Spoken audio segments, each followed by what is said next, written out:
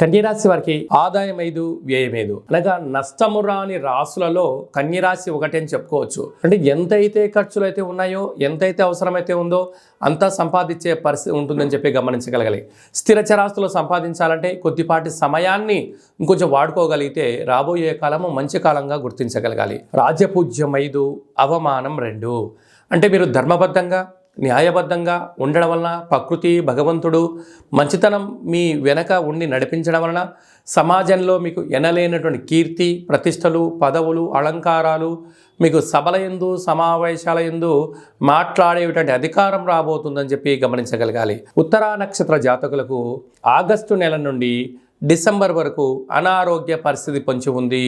మనోవేదనకు గురయ్యే పరిస్థితి ఉంటుంది కనుక స్వల్పమైనటువంటి ఆరోగ్య సూచన ఉన్నప్పుడు త్వరితగతిన వైద్య నిపుణుల సలహాలు తీసుకొని ఆహార నియమాలు అలవాట్లు మార్చుకోగలిగితే మీ ఆరోగ్యం పదిలమని చెప్పి గుర్తుపెట్టుకోగలగాలి.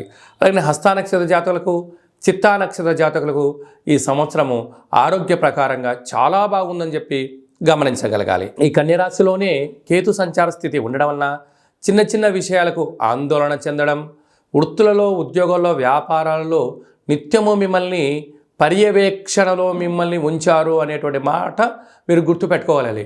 అనైతికంగా మాట్లాడినా, ఆవేశంగా నిర్ణయం తీసుకున్నా, మాటిమాటికి గృహాలు ఉద్యోగాలు వ్యాపారాలు మారుస్తూ వెళ్ళిపోయే పరిస్థితి చాలా అధికంగా ఉంటుంది కనుక ఓపిక పట్టుదల సహనం అవసరం గుర్తుపెట్టుకోగలగాలి.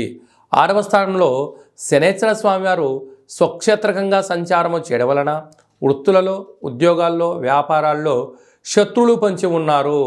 దయచేసి అప్పులు ఇవ్వద్దు, అప్పులు తెచ్చుకోవద్దు. ఈ రెండు కూడా మిమ్మల్ని ఇబ్బందులు పెట్టడం, దూరావాయు జల ప్రయాణాల్లో ఆటంకాలు కలిగించే పరిస్థితి చాలా అధికంగా ఉంది. 7వ స్థానంలో రాహు సంచార స్థితి ఈ సంవత్సరం అంతా ఉండడం వలన ప్రేమ వివాహాలకు దూరంగా ఉండండి. భార్యాభర్తల మధ్య అన్యోన్యత అవసరము.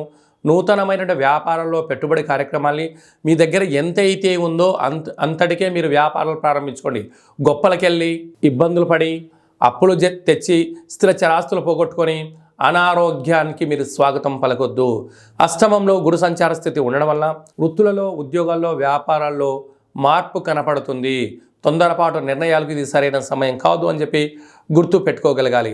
26 ఏప్రిల్ 2024 నుండి దేవగురు బృహస్పతి భాగ్యస్థానంలో సంచారం చేయడం వలన మంచి కాలము రాబోతుంది కనుక ఓపిక పట్టుదల సహనం అవసరము.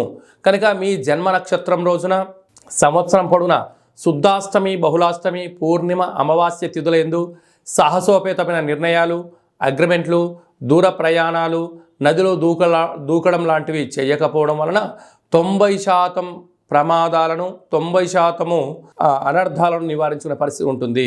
స్వయం వృత్తుల వాళ్ళు, సేవా రంగాల వాళ్ళు, వ్యాపార రంగాల వాళ్ళు, హోటల్ వ్యాపారాలు, గృహ భవన నిర్మాణ కార్యక్రమాలు, వ్యవసాయ సోదరీమణులు నిత్యము అప్రమత్తత అవసరమని చెప్పి సంవత్సర జ్యోతిష్య పరిజ్ఞానం తెలియజేస్తుంది.